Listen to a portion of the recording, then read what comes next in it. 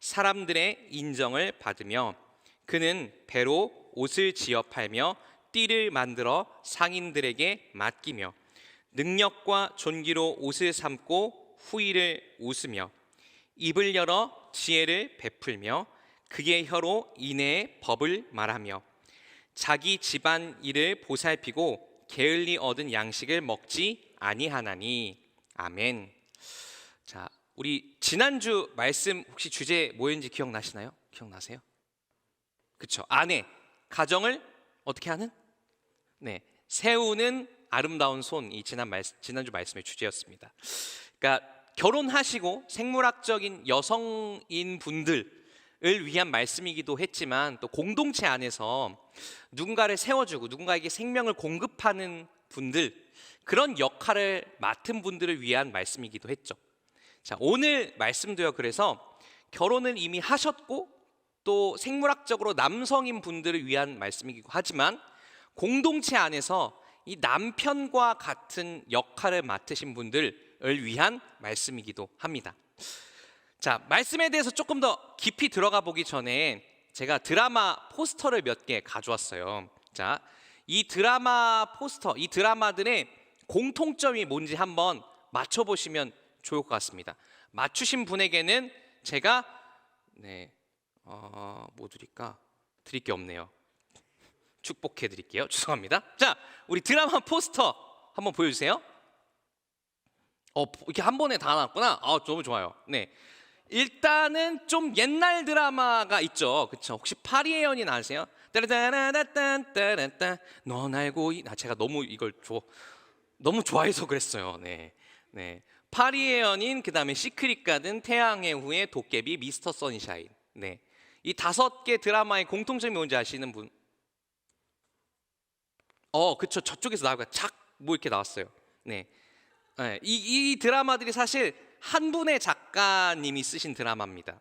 맞나요? 맞을 거예요. 제가 알기로는 틀릴 수도 있습니다. 근데 한 분의 작가님이 쓰신 건데 이 드라마들의 어떤 이야기상의 공통점이 있어요. 이 작가님의 특징이 그래요. 이 드라마에는 다 누가 등장할까요? 그쵸. 일단 마스크가 굉장히 준수하고, 그리고 말도 굉장히 잘하고 로맨틱하고, 그 다음에 심지어 재력도 갖췄어. 그러니까 거의 모든 것을 다 갖춘 완벽한 남자들.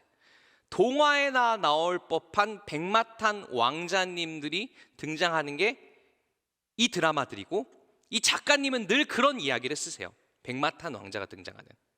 근데 사실 이제 안 보여주셔도 됩니다. 아시겠지만 저도 이제 기혼입니다. 네, 결혼했거든요. 저는 백마탄 왕자는 아닌 것 같아요. 네, 현실에서는 이 말씀 왜 드리냐면, 현실에서는 백마탄 왕자를 만나기가 참 어렵다는 거죠. 네, 현실적으로는 저런 사람들을 거의 만날 수가 없어요. 만나기가 어려운데, 그런데도 왜 저런 판타지, 백마탄 왕자 같은 사람을 내가 만날 수 있지 않을까라고 하는 드라마가 만들어질까? 그 이유는요, 우리가 이 남편감에 대해서 가지고 있는 어떤 그 이상이 있기 때문에 그렇습니다.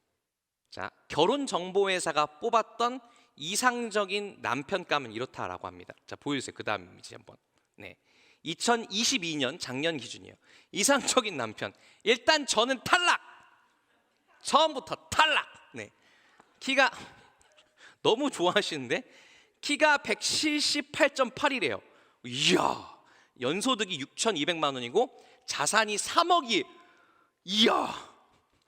그 다음에 일반 사무직, 성격, 가치관, 경제력인데 뭐 사실 이상적인 아내상도 사실 어마무지합니다. 네, 똑같이 어마무지해요. 근데 이상적인 남편상이나 아내상이나 특별히 남편상 같은 경우는 굉장히 물질적인 부분에 치중하고 있다라고 하는 걸 알 수 있어요. 외적인 부분에 치중하고 있죠. 제가 지난주 말씀에서 우리 시대의 문화가 아내들에게는 누명을 씌우고 있다고 했어요. 어떤 누명? 아내는 남편을 귀찮게 한다. 아내는 잔소리꾼이다. 근데 우리 시대의 문화는 조금 다르지만 비슷하게 남편들에게는 굉장한 부담을 지우고 있어요. 뭐가 돼야 된다는? 엄친아가 돼야 된다는. 완벽한 남자가 돼야 된다. 완벽한 남자가 돼야만 네가 결혼할 수 있다라고 하는 그런 부담감을 지우고 있죠. 역시 다시 한번 우리는 거룩한 질문을 던져봐야 됩니다. 이 시대가 제시하고 있는 이 남편상이 진짜로 성경이 말하는 바람직한 남편상일까? 성경이 말하고 있는 정말 오늘 설교 제목처럼 진주보다 귀한 남편은 과연 어떤 사람인가? 자, 그걸 오늘 말씀 속에서 한번 찾아보도록 하겠습니다. 자, 우리 잠언 31장 23절의 말씀. 일단 성경이 말하는 진주보다 귀한 남편 이렇다라고 하는데 첫 번째 특징을 이 말씀 속에서 한번 찾아볼게요. 자, 우리 함께 다 같이 크게 읽어보겠습니다. 시작. 그의 남편은 그 땅의 장로들과 함께 성문에 앉으며 사람들의 인정을 받으며. 자, 일단 말씀 계속 띄워주세요. 네. 보여주십시오. 죄송합니다. 자, 그의 남편은 일단 어디에 있대요? 그 땅에 있대요. 그 땅은 어디냐면 그 남편과 함께 사는 가족이 오랫동안 삶의 터전으로 삼고 살아왔던 땅을 이야기합니다. 우리 동네, 내가 사는 지역사회, 대전이 여러분 토박이신 분들이라면 대전이라고 하는 내가 익숙한 이 도시에서 남편이 어디 누구랑 같이 어깨를 나란히 하고 있대요? 장로들과 함께 있대요. 장로들이라고 하는 사람은 여러분, 장로라고 하는 말을 우리는 교회 안에서만 쓴다라고 생각하죠. 근데 여기서 말하는 장로들은 교회 안에서 쓰는 직분을 의미하는 게 아니라 마을 공동체의 지도자들, 리더들을 의미하는 말입니다. 자, 그 다음에 마지막으로 이 남편이 그 땅의 리더들과 함께 어디에 앉아있대요? 성문에 앉아있대요. 성문이 어딜까요? 왜 성문에 앉아있을까? 저 성경이 쓰여졌던 시대는 지금으로부터 수천 년 전입니다. 대부분의 사람들은 외적의 공격을 막기 위해 성 안에 살았어요. 근데 성 안에 있는 사람들에게 지금처럼 이렇게 인터넷이 있는 것도 아니고 전화가 있는 것도 아니고 깨똑을 할 수 있는 것도 아니니까 이 사람들에게 뭔가를 이렇게 공지하고 알리기 위해선 뭐가 필요하냐면 모든 사람들이 한꺼번에 모일 수 있는 이 성 안에 있는 사람들이 다 아는 장소가 필요했어요. 그게 바로 어디였냐면 성을 드나들 때 쓰는 성문이었습니다. 이 성문 앞에서 뭘 했냐? 왕의 명령을 낭독하기도 했고요. 그 다음에 또 이 마을에 있는 중요한 재판 같은 걸 처리하기도 했습니다. 지금으로 치면 성문은 시청이자 지방법원의 역할을 하고 있었어요. 자, 그런데 남편이 뭐 하고 있대요? 그 시청이자 지방법원인 그 마을 공동체의 공적인 공간에서 마을의 리더들과 어깨를 나란히 하고 있대요. 이 남편도 그러니까 뭐다? 리더이다. 이 남편도 뭐다? 이 마을의 지도자이다 라고 하는 걸 의미하고 있는 거죠. 자, 장로라고 하는 말을 조금 더 깊이 들여다봤으면 좋겠어요. 장로, 그 마을의 리더이다, 지도자이니까 남편은 그러면 정치인을 얘기하는 건가? 이런 생각을 하실 수 있어요. 그런데 여기서 말하는 장로는 정치인을 의미하는 게 아닙니다. 장로라고 하는 말을 히브리어 성경에서 찾아보면, 이 원래 잠언이 쓰여져 있는 히브리어 성경에서 찾아보면 뜻이 뭐냐면 노인이에요. 그냥 나이가 그냥 많은 사람을 뜻하는 말입니다. 여러분, 지금은 우리가 사는 지금 시대에는 연세가 많은 분들은 그냥 생물학적으로 연세가 많다 이렇지만 저때 당시에 연세가 많다라고 하는 건 인터넷도 없고 컴퓨터도 없고 책도 없던 시대에 연세가 많다라고 하는 건 이 세상에 대한 연륜과 경험과 지혜가 많아서 이 세상에 돌아가는 방식을 잘 알고 있다라고 하는 걸 의미하는 거였습니다. 그래서 왜 여러분 이렇게 옛날 드라마나 사극 같은 거 보시면 마을 공동체에 어려움이 있으면 누구한테 찾아가요? 그 마을의 촌장한테 찾아가죠. 연세 많으신 노인분들한테 찾아가서 지혜를 구하잖아요. 농사를 짓다가 어려움이 생기면 그렇게 연세 많으신 분들을 찾아가서 그분들한테 어떻게 해요? 지금 비가 안 오는데 어떻게 하면 이번 농사를 살릴 수 있을까? 이런 지혜를 구하잖아요. 그러니까 여러분, 이 장로라고 하는 것, 이때 당시에 마을 공동체의 리더자라고 하는 사람은 어떤 사람이냐면 자기가 가진 지혜, 자기가 가진 경험, 노하우, 지식, 그것들을 활용해서 내가 지금 살고 있는 마을 공동체에 필요한 것들을, 필요한 지식과 지혜를 흘려보내는 선한 영향력을 가진 사람을 뜻하는 말이었어요. 자, 그러니까 성경이 말하는 좋은 남편, 바람직한 남편은 돈 많고 넓은 아파트가 있고, 아까 저기 나온 것처럼 키가 178에 이런 게 좋은 남편이 아니라, 성경이 말하는 좋은 남편은 그가 속한 공동체 안에서 주변 사람들을 향해 기꺼이 선한 영향력을 흘려보내는 사람인 것입니다. 그런데 그런 사람이 성경은 뭐라고 얘기하냐면 인정을 받는다라고 얘기해요. 여기서 말하는 인정은 그 남편이, 그 리더가 인정을 받기 위해서 인정 투쟁을 하기 때문에 받는 것이 아니고, 그가 흘려보내는 선한 영향력으로 말미암아 주변 사람들이 저분은 칭찬받을 만해 라고 자연스럽게 인정해 주는 것을 의미하는 것이죠. 자, 그럼 이제 여기서 한 걸음 더 나아가 볼게요. 바람직한 남편은 뭐한 사람이다? 공동체 안에 뭘 흘려보낸 사람? 선한 영향력을 흘려보낸 사람이다. 그러면 그 선한 영향력을 우리가 가지려면, 그 선한 영향력을 흘려보내려면 구체적으로 우리는 무엇을 해야 될까요? 자, 그 해답을 역시 성경 말씀 31장 25절 말씀에서 찾아볼게요.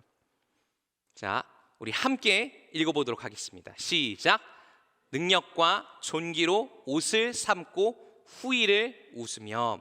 아멘. 이 말씀에서 되게 재미있는 표현이 나왔어요. 뭐가 나왔냐면 능력과 존귀로 옷을 입는다라고 하는 표현이 나왔습니다. 사실 이 표현은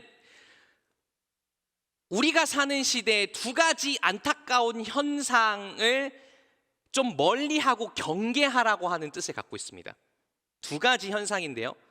자, 좀 약간 이상하지 않으세요? 안 이상하고 저만 그런가? 왜 능력과 하필이면 존귀로 옷을 입어야 된다 그랬을까요? 능력 있는 사람이 되라, 존귀한 사람이 되라가 아니라 왜 능력과 존귀로 옷을 입는다고 했을까? 그리고 왜 하필이면 능력과 존귀 있는 무기를 들어라, 도끼를 들어라 이럴 수도 있는데 왜 옷을 입는다고 했을까? 요 의미를 설명해 드리기에 앞서 여러분 이런 이야기를 좀 들어볼게요. 여러분 혹시 이렇게 스포츠 좋아하세요? 스포츠에 좀 자주 등장하진 않지만 하여튼 좀 안타까운 선수들을 가리키는 말 중에 만년유망주라고 하는 말이 있죠. 네. 이 단어 듣자마자 머릿속에 이렇게 떠오르는 선수들이 있으실 거예요.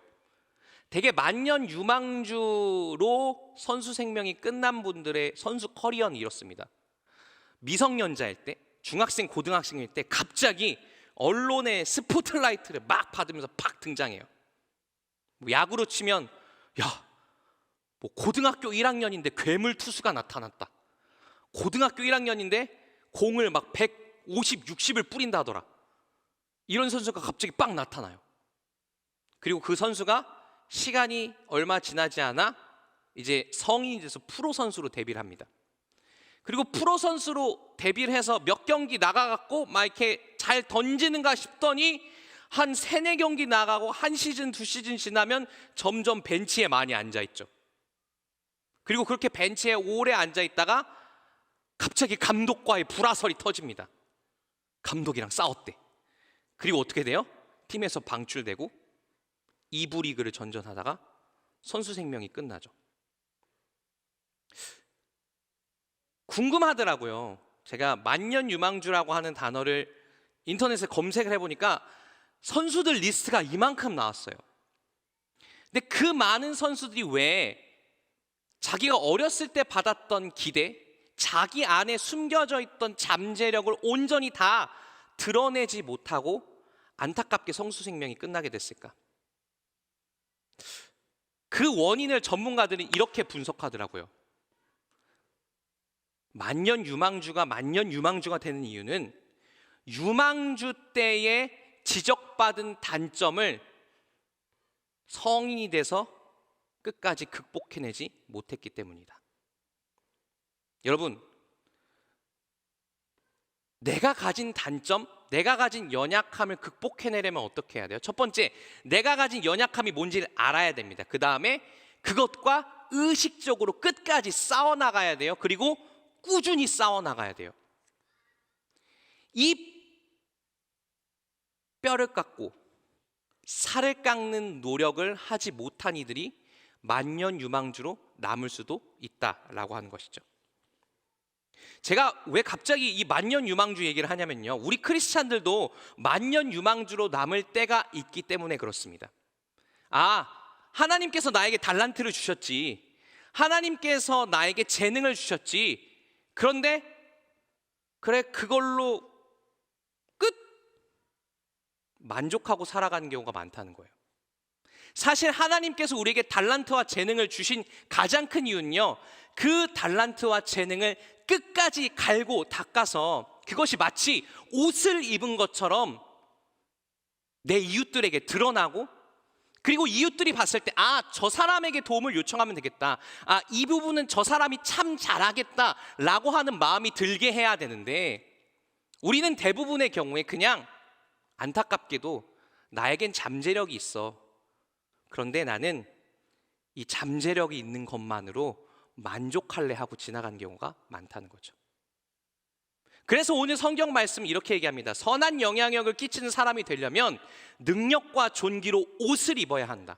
네가 가지고 있는 하나님께서 주신 잠재력과 달란트와 재능이, 그것을 갈고 닦고 최선을 다해서 뼈와 살을 깎는 노력을 해서 너의 이웃들에게 꼭 필요한 사람이 될 수 있어야 된다. 부담스러우시죠? 그런데 제가 조금 있다가 이 부담스러운 삶의 길을 걸어갈 수 있는 방법을 알려드릴게요. 자, 그런데 반대로요, 능력과 존귀로 옷을 입어라 라고 하는 이 표현은 이렇게 만년 유망주를 극복하라는 의미를 가지고 있는데, 동시에 또 어떤 의미도 갖고 있냐면 워커홀릭의 삶을 벗어나라 라고 하는 의미도 갖고 있습니다. 여러분, 옷의 중요한 특징이 뭐죠? 옷은 뭐 할 수 있어요? 언제든지 벗을 수 있어요. 옷은 내가 입는 거지만 나는 아닙니다. 그래서 능력과 존귀로 옷을 입어라 라고 하는 말의 의미는 네가 가진 능력이, 네가 가진 하나님께 주신 달란트와 재능이 아름답게 드러나야 하지만 동시에 그게 네가 되면 안 된다는 거예요. 너의 삶의 가치와 너의 정체성이 네가 가진 능력이 되면 안 된다는 겁니다. 그런데 워커홀릭들, 일 중독에 빠진 분들은 어떻게 되냐면 일의 성취와 일의 평가가 곧 내가 돼요. 이번 학기에 또는 이번 분기에 좋은 성과를 내면 나는 괜찮은 인간이야. 이번 학기에 학점이 잘 나왔으면 나 인간으로서 잘 살았어, 나 그래도 쓸모있는 인간이었어 라고 생각한다는 거죠. 여러분, 우리가 뭘 해내는지와 상관없이 하나님 앞에 우리는 다 가치 있는 존재입니다. 그래서 능력과 존귀로 옷을 입어라 라고 하는 이 말씀의 의미는 우리가 선한 영향력을 끼치기 위해선 그 능력을 잘 개발해야 하기도 하지만 그 능력이 나의 삶의 우상이 되거나 그 능력이 곧 내가 되면 안 된다라고 하는 두 가지 의미를 동시에 갖고 있습니다. 자, 그런데요, 좀 정리해 볼게요. 좋은 남편은 선한 영향력을 가진 사람이고, 진주보다 귀한 남편은 능력과 존귀로 옷을 입은 사람입니다. 그런데 이 두 가지보다 사실 더 중요한 한 가지가 있습니다. 여러분, 이 마지막 한 가지를 제가 말씀을 안 드리면요, 뭐가 되냐면 오늘 제 앞서 설교는 다 그냥 서점에 가서 이렇게 보실 수 있는 자기 개발서가 돼요. 뭐 그렇잖아요. 지금까지 한 이야기들이 선한 영향을 끼쳐라, 그 다음에 열심히 능력을 개발하라, 또 동시에 뭐라고 했어요? 능력이 네가 되지 않게 하라. 여러분, 이거는 서점에 가서 성경 이외에, 신앙서적 이외에 다른 책에도 이런 이야기들이 나와 있어요? 안 나와 있어요? 나와 있어요. 제가 앞으로 말씀드리려고 하는 이 포인트, 이 세 번째 걸 잊어버리면 오늘 설교는 설교가 아닙니다. 그냥 강연이죠. 강의이죠. 자, 제일 중요한 세 번째 포인트, 우리 여호수아서 24장 14절 15절의 말씀, 우리 다 같이 한번 한마음 한뜻 한 목소리로 읽어보면 좋겠습니다. 시작. 이렇게 말씀하셨으니 당신들은 이제 주님을 경외하면서 그를 성실하고 진실하게 섬기십시오. 그리고 여러분은 여러분의 조상이 강 저쪽의 메소포타미아와 이집트에서 섬기던 신들을 버리고 오직 주님만 섬기십시오. 주님을 섬기고 싶지 않거든 조상들이 강 저쪽의 메소포타미아에서 섬기던 신들이든지 아니면 당신들이 살고 있는 땅 아모리 사람들의 신들이든지 당신들이 어떤 신들을 섬길 것인지를 오늘 선택하십시오. 마지막 문장, 여기는 큰 목소리 읽어주세요. 마음에 진짜 새기셨으면 좋겠습니다. 읽어보겠습니다. 시작. 나와 나의 집안은 주님을 섬길 것입니다. 여러분, 우리가 왜 선한 영향력을 가져야 되죠? 이거에서 뭐 하려고? 잘 먹고 잘 살라고? 내 뜻을 이루라고?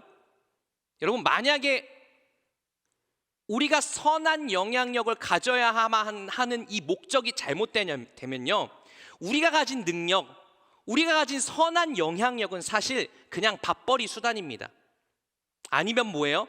주변 사람들에게 내가 원하는 것을 이루기 위한 가스라이팅의 도구밖에 되지 않아요. 우리가 가진 선한 영향력이 진짜 선한 것이 되려면 이렇게 고백할 수 있어야 됩니다. 주님, 저에게 선한 영향력을 주시옵소서. 이것은 근데 제 자신을 위한 게 아니라 주님을 위한 것입니다. 주님을 섬기기 위한 도구로서 선한 영향력을 주시옵소서.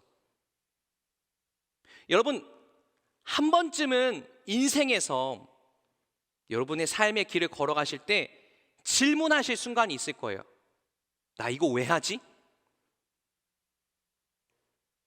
내가 이렇게까지 노력해야 되는 이유는 무엇이? 내가 이 능력을 왜 갖춰야 되지? 내가 이 공부 왜 하고 있지? 내 삶의 목적과 방향은 무엇이지? 라고 하는 그런 질문이 생기실 때 여러분이 오늘 이 여호수아의 말씀을 기억하시면서 이렇게 그 질문에 답하실 수 있으면 좋겠습니다. 전 이거 주님을 섬기기 위해서 합니다. 전 이거 주님 때문에 합니다. 저의 삶이 주님의 선하심을 드러내는 도구로서 쓰임받기 원하기 때문에 제가 오늘 이거 하고 있습니다. 이 고통, 이 아픔, 이 뼈와 살을 깎아내는 듯한 이 힘든 모든 것 주님의 영광을 위해서 하고 있습니다. 여러분, 그런데 이 길을 걸어가실 때 안타깝게도 우리의 삶에 우리를 유혹하는 우상들이 몇 개 보일 겁니다.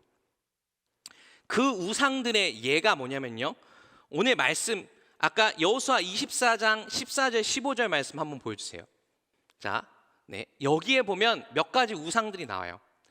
여호수아가 지금 이 이집트에서 탈출해서 가나안 땅에 들어가기 직전이 이스라엘 백성들에게 이야기하는 거거든요. 이스라엘 백성들에게 도전하는 겁니다. 나는 하나님만 섬길 텐데 너희들 뭐 섬길지 볼 거야, 이렇게 얘기하는 거예요. 자, 그러면서 뭐라고 얘기해요? 그리고 여러분은 여러분의 조상이 강 저쪽에 메소포타미아와 이집트에서 섬기던 신을 버려야 된대요. 메소포타미아와 이집트에서 섬기던 신들, 이 신들이 의미하는 건 뭐냐면요, 안락함입니다. 익숙함입니다. 이스라엘 백성들이 이집트에서 탈출했잖아요. 탈출하고 어디에서 살았냐면 광야에서 살았어요. 사막에서 살았습니다. 아무것도 먹을 게 없었어요. 그런데 그렇게 아무것도 먹을 게 없으니까 이스라엘 백성들이 자기네들이 이집트에서 노예로 살았고 지금은 자유인이 된 걸 까맣게 잊어버리고 모세한테 이렇게 불평합니다. 저기요, 모세님, 당신 때문에 우리가 다 굶어 죽게 생겼습니다. 우리가 이집트의 그 고기 가마에서 먹던 그 고기가 자꾸 생각나요. 그 고기 먹고 싶어요. 이렇게 얘기해요. 메소포타미아와 이집트의 신들이 이스라엘 백성들에게 상징하는 건 바로 뭐냐면 그 이집트에서 먹던 고기가마 앞에서 먹던 그 야들야들한 고기, 과거의 안락함, 과거의 익숙함을 의미해요. 자, 한 번만 더 말씀 보여주세요. 두 번째 우상이 있습니다. 자, 그 다음 보여주실까요? 15절. 주님을 섬기고 싶지 않거든 조상들이 저쪽에 메소포타미아 섬기던 신들이지 아니면 당신들이 살고 있는 땅 아모리 사람들의 신이라고 나오죠. 아모리 사람들은 어떤 사람들이냐면요, 이제 막 들어가려고 하는 가나안 땅에 토착 부족들이 섬기고 있던 신입니다. 가나안 땅에 살던 사람들은요 다 농사를 지었어요. 뭐가 중요할까요? 농사의 풍년이 중요해요. 날씨와 바람을 잘 컨트롤하는 게 중요합니다. 아모리 사람들의 신이 그래서 상징하는 건 바로 뭐냐면요, 그래서 풍요로움입니다. 여러분이 정말로 나의 삶을 통해 주님의 선한 영향력이 드러나는 삶을 살고 싶어 하신다면 이 두 가지 우상을 극복하셔야 됩니다. 두 가지 우상과 맞서 싸워 이길 수 있어야 됩니다. 어떤 우상이에요? 안락함과 익숙함이란 우상, 풍요로움이라고 하는 우상과 맞서 싸워야 정말 선한 영향력을 끼치는 사람이 될 수 있습니다. 이제 말씀을 정리하겠습니다. 성경이 말하는 진주보다 귀한 남편은 어떤 남편이었나요? 그가 속한 공동체 안에서 인정받는 사람, 인정을 갈구하지 않아도 그가 그냥 향기처럼 내뿜는 선한 영향력 때문에 인정받는 사람이었습니다. 그는 자기가 가진 재능과 달란트를 이용해서 누군가를 섬길 수 있도록 그 능력을 정말 노력을 다해서 온 힘을 다해서 갈고 닦은 사람이지만 그 능력이 우상이 되는 사람이 아니었습니다. 그리고 마지막으로 정말 선한 영향의 사람은 그 모든 걸 하면서 이건 저를 위한 것이 아닙니다, 주님을 위한 것입니다 라고 고백할 수 있는 사람이었어요. 힘든 길입니다. 쉽지 않은 길이에요. 그런데 이 길을 갈 수 있는 힘이 있습니다. 이유가 있습니다. 왜냐하면 이 길을 먼저 가신 분이 있기 때문에 그래요. 누굴까요? 예수님입니다. 전사님, 지난주도 예수님으로 끝났더니 이번 주도 예수님으로 끝나요? 네. 우리가 믿는 신앙의 끝은 다 예수님이에요. 우리가 믿는 신앙의 마지막 해답은 다 예수님입니다. 우리가 살아야 하는 삶의 모습의 가장 아름다운 모범은 바로 예수 그리스도입니다. 예수님께서는요 평생 그 삶을 다 바쳐서 선한 영향력의 삶을 살아가셨어요. 아니 심지어 이 세상 모든 사람들을 구원하고자 하는 그 선한 영향력을 끼치고자 예수님은 어떻게 하셨죠? 십자가에 못 박혀서 스스로 자신의 생명을 내놓으셨습니다. 예수님의 십자가 죽음에 대해서 이렇게 생각하실 수도 있어요. 예수님은 약간 영화 배우처럼 그 마지막 십자가 죽음이 예수님 삶의 이렇게 끝에 딱 정해져 있으니까 예수님이 중간에 어떤 이야기로 삶을 살든 마지막엔 결국엔 십자가 지시는 건데 예수님에게 그게 운명이었겠지? 여러분, 예수님이 그런데 십자가 지신 이유는요, 하나님께서 예수님이 십자가 지도록 그렇게 뜻을 정해 놓으셨기 때문이기도 하지만 예수님이 매일의 일상에서 하루하루의 삶에서 나를 향하신 하나님의 뜻이 무엇일까를 늘 고민하고 나를 향하신 하나님의 뜻이 가장 최선으로 이루어질 수 있는 선택을 일상에서 고통스럽지만 힘들지만 너무나 아프지만 그 한 번의 선택을 해 나가셨기 때문에 그 예수님의 삶이 십자가로 끝날 수 있었던 것입니다.